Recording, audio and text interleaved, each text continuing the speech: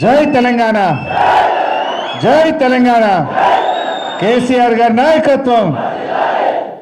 సభాధ్యక్షత వహిస్తున్న జిల్లా BRS party అధ్యక్షురాలు, మాజీ శాసనసభ్యురాలు శ్రీమతి పద్మా దేవేందర్ రెడ్డి గారు, మన బీఆర్ఎస్ పార్టీ కార్యనిర్వాహక అధ్యక్షులు గౌరవనీయులు కేటీఆర్ గారు, మాజీ శాసనసభ్యులు గౌరవనీయులు శశిధర్ రెడ్డి గారు, మాజీ శాసన మండలి సభ్యులు గౌరవనీయులు సుభాష్ రెడ్డి గారు, గౌరవనీయులు కంటారెడ్డి తిరుపతి రెడ్డి గారు, జయపతన్న గారు, మల్లికార్జున్ గౌడ్ గారు, మరి జనార్దన్ రెడ్డి గారు, సోముల్ గారు, మన గౌరవనీయులు రావుల చంద్రశేఖర్ రెడ్డి గారు, అదేవిధంగా మా జితేందర్ గౌడ్ మాజీ రామాయణపేట మున్సిపల్ చైర్మన్ గారు, అంజయ్ గౌడ్ గారు, సుధాకర్ రెడ్డి గారు, విష్ణువర్ధన్ రెడ్డి గారు, రాజు గారు, ఆంజనేయులు గారు, మరి ఈరోజు పార్టీలో చేరుతున్నటువంటి జీవన్ అడ్వకేట్ కానీ, గంగా నరేందర్ కానీ, రంగారావు గారు కానీ, మాయాసీన్ కానీ, విజయలక్ష్మి కానీ, ఇంకా చాలామంది ఉన్నట్టున్నారు.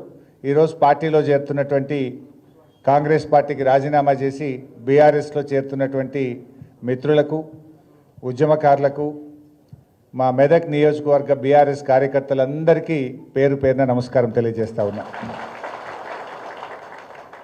చాలా సంతోషం. మీరందరూ కూడా చాలామంది ఇందులో ఉద్యమకారులే ఉన్నారు. 2001లో గులాబీ జెండా బట్టి పార్టీ ఆవిర్భావం నుంచి కూడా అనేక ఉద్యమాల్లో పాల్గొన్నటువంటి వారు. మన శంకరంపేట అమరవీరుల స్తూపాన్ని నిర్మాణంలో మీ చెమట చుక్కలు ఉన్నాయి. దాన్ని కేసీఆర్ గారి చేతుల మీదుగా ఆ రోజు మనం ప్రారంభం చేసుకున్నాం. ముఖ్యంగా మీరు రావడం ఎంత సంతోషంగా ఉందో, మన పార్టీలో ఉన్నటువంటి నాయకులు మిమ్మల్ని గౌరవంగా ఆహ్వానించి స్వయంగా వాళ్ళే దగ్గరుండి మిమ్మల్ని తీసుకురావడం నాకు ఇంకా సంతోషంగా ఉంది. ముఖ్యంగా మా రాజు కానీ మీ అందరినీ కూడా నేను మనస్ఫూర్తిగా అభినందిస్తూ ఉన్నా. ఎందుకంటే జనరల్గా ఎవరైనా వస్తామంటే మాకేమైనా ఇబ్బంది అయిద్దేమో అని ఆలోచించే కాలం లేదన్నా, పార్టీ కోసం వాళ్ళని తీసుకుందాం, మేమే దగ్గరుండి తీసుకొని వస్తామని సాదరంగా ఆహ్వానించి వాళ్ళని స్వయంగా తీసుకొచ్చినందుకు మిమ్మల్ని కూడా నేను మనస్ఫూర్తిగా అభినందిస్తూ ఉన్నాను. మిత్రులారా, మెదక్ అంటే కేసీఆర్ గారికి చాలా ఇష్టం. మీకు తెలుసు ఏం జరిగిందో, అసలు మెదక్ రూపురేఖలు ఎలా మారినాయో మీ బీఆర్ఎస్ హయాంలో మీకు తెలుసు. ఎన్నో రోజుల కళ మెదక్ జిల్లా, మెదక్ కిల్లా ఒక జిల్లా కావాలనే కళ ఉండేది చాలా రోజుల నుంచి. ఆ కళను నిజం చేసింది మన కేసీఆర్, మన బీఆర్ఎస్ పార్టీ. ఇందిరాగాంధీ అప్పటి నుంచి ఉండే మెదక్ జిల్లా కావాలి, పేరుకు మెదకు సంసారం అంతా సంగారెడ్డి, కానీ ఆ జిల్లాను మెదక్కిచ్చింది మన కేసీఆర్. ఇలా ఎంత అద్భుతంగా మెదక్లో మీ 4 లైన్ రోడ్లు కానీ, ఆ డివైడర్ కానీ, ఆ ఫుట్పాత్ కానీ, అసలు మెదక్ రూపురేఖలు ఎంత అద్భుతంగా మారినాయి. ఒకప్పుడు సిద్దిపేట అంటే పందులు, మెదక్ అంటే గాడిదలు అనే నానుడు ఉండేది మన జిల్లాలో. కానీ ఇలా సిద్దిపేటలో పందులు మాయమైపోయినాయి, మెదక్లో గాడిదలు తక్కువైపోయి అద్భుతమైన రోడ్లు తయారైపోయినాయి. ఎట్లా మారిందో మీకు తెలుసు మెదక్. ఆ రకంగా ఇలా మెదక్లో రామాయణపేట రెవెన్యూ డివిజన్ కావాలనే కోరుకుంటే ఇలా రామాయణపేట రెవెన్యూ డివిజన్ ఇచ్చిండ్రు మన కేసీఆర్. రామాయణపేటకు డిగ్రీ కాలేజ్ ఇచ్చిండ్రు కేసీఆర్. మెదక్లో ఎస్సీ మహిళా రెసిడెన్షియల్ డిగ్రీ కాలేజ్ తెచ్చుకున్నాం. మెదక్లో ఎస్టీ మహిళా రెసిడెన్షియల్ డిగ్రీ కాలేజ్ తెచ్చుకున్నాం. గణపురం కాలువ ఆధునీకరణ చేయాలంటే స్వయంగా కేసీఆర్ గారే వచ్చి గణపురం ఆనకట్టకు డబ్బులిచ్చి ఇలా చిట్ట చివరి ఆయకట్టుకు నీళ్లు పోయేటట్టు చేసింది మన కేసీఆర్ గారు. ఇట్లా చెప్పుకుంటూ పోతే ఎంతో అద్భుతమైన కార్యక్రమాలు జరిగినాయి.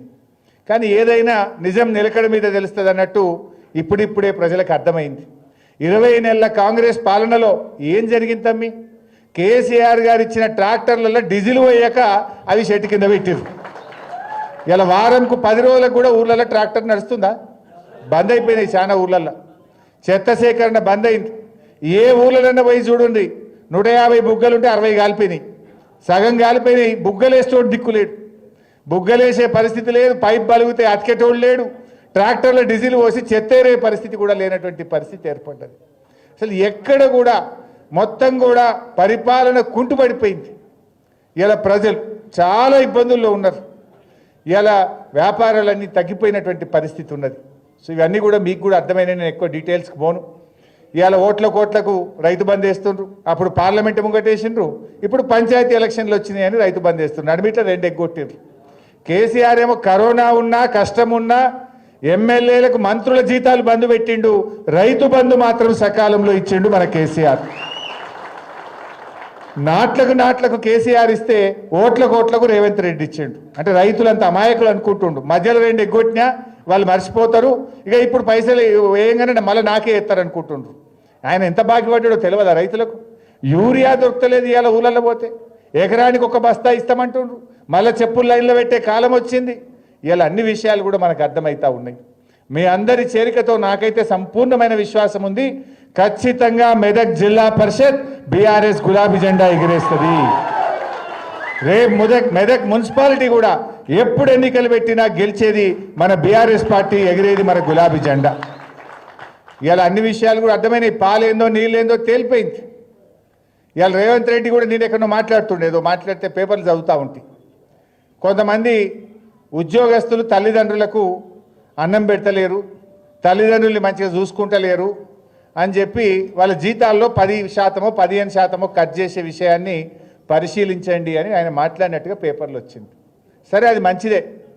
మరి నేను అడుగుతా రేవంత్ రెడ్డి, నువ్వు ఎన్నికల్లో 420 హామీలు ఇచ్చినావు, 6 గ్యారంటీలు అమలు చేస్తా అని చెప్పినావు, మొదటి సంతకం దాని మీదనే పెడతా అని చెప్పినావు, చట్టబద్ధత తెస్తా అని చెప్పినావు, అన్ని మాటలు చెప్పి అధికారంలోకి వచ్చినాక ఇవాళ నీ 420 హామీలు ఎగబెట్టినావు. నువ్వు అడ్డదారులు అధికారంలోకి వచ్చి ప్రజలకు ఇచ్చిన హామీలన్నీ మోసం చేసినావు కదా. మరి నీకు కూడా ఏం కోత పెట్టాలనో గది కూడా చెప్తే మంచిగుంటుంది. నీకు కూడా కోత పెట్టాలనా వద్దా? మొదటి ఏడాదిలో 6 గ్యారెంటీలు అమలు చేస్తాను, 100 రోజుల్లో 6 గ్యారెంటీలు అమలు చేస్తాను. మరి 420 హామీలు ఎగబెట్టి ప్రజలకు ఇచ్చిన హామీలను అమలు చేయనటువంటి రేవంత్ రెడ్డికి కూడా ఏం కోత పెట్టాలనో కూడా అది కూడా నువ్వే చెప్తే మంచిగుంటుంది. ఇలా ఏం మాట్లాడిన అబద్ధాలే. నేను నిన్న ప్రెస్ మీట్ పెట్టి మన మెదక్కు కూడా కాళేశ్వరం నీళ్ళు వస్తాయి, మన చేగుంటకు వస్తాయి, మన రామాయణపేటకు వస్తాయి, మన హవేల్ గన్పూర్కి మన నిజాంపేట మండలానికి వస్తాయి. మనకు కూడా కాళేశ్వరం నీళ్ళతో పంట పండింది, చెరువులు నిండినాయి. ఇవాళ నువ్వు మేడిగడ్డను 20 నెలలైనా రిపేర్ చేస్తలేవు. ఇలా కూలింది 2 పిల్లర్లు మాత్రమే, అవి కుంగినాయి గంతే. కానీ వీళ్ళ మెదడు మొత్తం కూలింది. నేనేం చెప్పినా, మేడిగడ్డ లేకపోయినా గోదావరి నదిలో నీళ్లు నడుస్తున్నాయి, కన్నెపల్లి పంప్ హౌస్లో మోటార్లు ఒత్తుతే మా నిజాంపేట మండలంలో చెరువులు నింపచ్చు, మా చేగుంటలో చెరువులు నింపచ్చు, మా రామాయణపేటకు నీళ్లు తీసుకుపోవచ్చుగా మోటార్లు వస్తావా అని మనం మాట్లాడినాం. మాట్లాడితే ఆయన అంటాడు, హరీష్ రావు అన్ని అబద్ధాలే చెప్తుండు అన్నాడు. ఏది అబద్ధం ఉత్తమ్ కుమార్ రెడ్డి? ఏమనంటే ఒక స్టాండర్డ్ డైలాగ్స్, విషయం లేదు వాళ్ళ దగ్గర, నిజం మాట్లాడే ధైర్యం లేదు, విషయం పరిజ్ఞానం లేదు, కానీ ఓ స్టాండర్డ్ డైలాగ్ అన్ని అబద్ధాలే. నేను అడుగుతున్న ఉత్తమ్ కుమార్ రెడ్డి, ఏది అబద్ధాలు? శ్రీశైలంలో వరద వచ్చి 36 రోజులైంది, అబద్ధమా? నువ్వు కల్వకుర్తి మోటార్లు ఆన్ చేయలేదు అని నేను చెప్పిన ఈ విషయం అబద్ధమా? పోయిన సంవత్సరం తెలంగాణకు వాడుకోవాల్సిన నీళ్లు 65 టీఎంసీల నీళ్లను ఆంధ్రాకు చంద్రబాబు నాయుడుకి అప్పచెప్పి తెలంగాణలో పంటలు ఎండబెట్టింది, అబద్ధమా?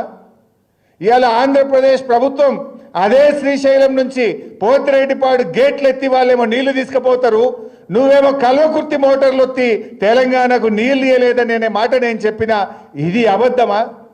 ఇవాళ కన్నెపల్లిలో దాదాపు 1,00,000 క్యూసెక్కుల నీళ్లు గోదావరిలో ప్రవహిస్తున్నాయని చెప్పిన ఈ విషయం అబద్ధమా? ఏది అబద్ధం? పాలన చేతగాక, మోటార్లు ఎత్తి నీళ్ళు ఇయ్య చేతగాక ఇవాళ అబద్ధము అనే ఒక పిచ్చి మాటలు మాట్లాడుతూ ఉన్నారు. దమ్ముంటే బహిరంగ చర్చకు రా, ఏడ మాట్లాడదామో మాట్లాడదాం. 1,00,000 క్యూసెక్కులు గోదావరిలో వారేది నిజం కాదా? పోతిరెడ్డిపాడు గేట్లు ఎత్తి ఆంధ్రోడు నీళ్లు తీసుకుపోయేది నిజం కాదా? ఇవాళ నువ్వు కల్వకుర్తి మోటార్లు ఎత్తక మా నాగర్ కర్నూలు జిల్లాను నువ్వు ఆగం చేస్తున్నది నిజం కాదా? ఆంధ్ర వాళ్ళు కృష్ణానదిలో అధికంగా నీళ్లు తీసుకుపోతుంటే గుడ్లప్పగించుకొని చూసి తెలంగాణకు అన్యాయం చేసింది నిజం కాదా? ఇట్లా చెప్పుకుంటూ పోతే చాలా విషయాలు ఉన్నాయి. రేవంత్ పాలన ఎట్లుందంటే, నీళ్లు ఆంధ్రాకు, నిధులు ఢిల్లీకి, మూటలన్నీ ఢిల్లీకి తీసుకుపోయి అప్పచెప్తాడు. నేను పోయిండు మళ్ళా లెక్క అప్పచెప్పాలి కదా ఢిల్లీలో. నిధులేమో మూటలు ఢిల్లీకి, నీళ్ళేమో ఆంధ్రాకు. ఇంతకు మించి వీళ్ళు చేసింది ఏమన్నా ఉన్నదా? ఏ విషయంలో అభివృద్ధి సాధించారు? కేసీఆర్ కిట్టు బంద్ అయిపోయింది, దవాఖానలలో పోతే బతుకమ్మ చీరలు బంద్ అయిపోయినాయి, ఫీజు రియంబర్స్మెంట్ బంద్ అయిపోయింది. ఫీజు రియంబర్స్మెంట్ వస్తుందా? ఇలా ఏడాది అర్థం నుంచి ఒక్క పిల్లవాడికి కూడా ₹1 ఇచ్చినటువంటి పరిస్థితి లేదు ఈరోజు. ఇలా అనేకంగా చాలా సమస్యలు ఎదుర్కొంటున్నటువంటి పరిస్థితి ఉంది. అందువల్ల ఈ ప్రభుత్వానికి బుద్ధి చెప్పాలంటే మనందరం కూడా ఒకటి కావాలి. మనకు ఎప్పుడు ఎలక్షన్లు ఎప్పుడు జరిగినా ఇలా ప్రజలే చెప్తున్నారు, మనం కాదు. రోడ్డు మీద పోయి ఆటో వాడిని అడిగినా, ట్యాక్సీ వాడిని అడిగినా, ఉపాధి హామీ కూలీని అడిగినా, ఎవరిని మాట్లాడించినా మళ్ళా సార్ రావాలి, కేసీఆర్ రావాలి, బీఆర్ఎస్ గెలవాలనేటువంటి మాట ఈరోజు మాట్లాడుతూ ఉన్నారు. కానీ మనం కూడా గట్టిగా పనిచేద్దాం. ముందు ఈ లోకల్ బాడీస్లో అందరం కలిసి మన మెదక్ జిల్లా పరిషత్ను గెలిపించడం కోసం కలిసిమెలిసి అందరం పనిచేద్దాం. డెఫినెట్గా నాకు నమ్మకం ఉన్నది, మన మెదక్ జిల్లాలో, ఉమ్మడి మెదక్ జిల్లాలో 3 జిల్లా పరిషత్లు మనం గెలిచి తీరుతాం ఖచ్చితంగా. కానీ మనం కష్టపడి పనిచేద్దాం. తమ్ముళ్ళు కూడా ఈరోజు సాధారణంగా మీరు ఆహ్వానించిండ్రు, మిగతా వాళ్ళను మీరు ఇంకా అందరు కలిసి పనిచేయండి. ఇంకా కొంతమంది కూడా మాట్లాడిన నాకు ఇవాళ, అన్న మేము కూడా వస్తామంటారు.